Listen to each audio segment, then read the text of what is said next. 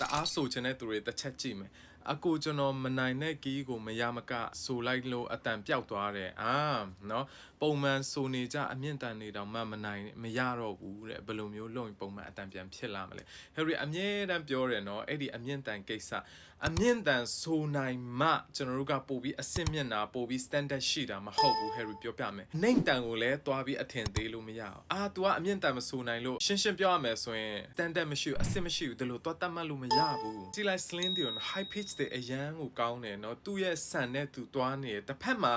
ရှာအောင်ပြန်ကြည့်လိုက်ရှာဆိုလို့ရှိရင်လည်းသူ့ရဲ့အတန်လုံးဝ powerful ဖြစ်ပြီးတော့မှ unique ဖြစ်တာ sling တွေလိုမျိုးအတန်သူ့စီမှာမရှိပေမဲ့သူ့ရဲ့ unique ဖြစ်တဲ့အတန်လည်း sling တွေစီမှာမရှိဘူးအဲ့တော့ original ဆိုထားတဲ့ key ကကိုယ့်ရဲ့ key မဟုတ်ရင်မဆိုနဲ့ short ပြီးဆိုလို့ရတယ်ဘယ်သူမှကိုယ့်အပြစ်မပြောကိုဆိုတာကိုယ့်ရဲ့အတန်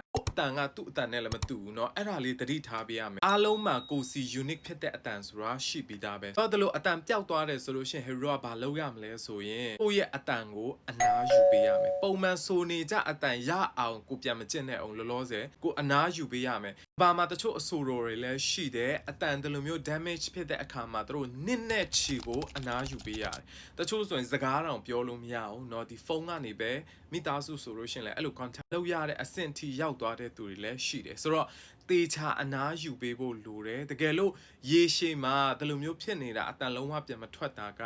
4-5-6လရှိပြီဆိုလို့ရှိရင်တော့နားနှာခေါင်းလေကြောင်းအထူးကုနဲ့တွားပြီးတော့မှပြပေးရမှာဖြစ်ပါအဲ့တော့အမြင့်တန်ဆိုမဲ့သူတွေဆိုရင်အထူးတတိထားပေးပါကိုမနိုင်တဲ့ကီကိုနဲ့ကီမဟုတ်ဘူးဆိုလို့ရှိရင်တွားပြီးမဆိုနဲ့လုံးဝတွားပြီးမဆိုနဲ့ကိုရဲ့အတန်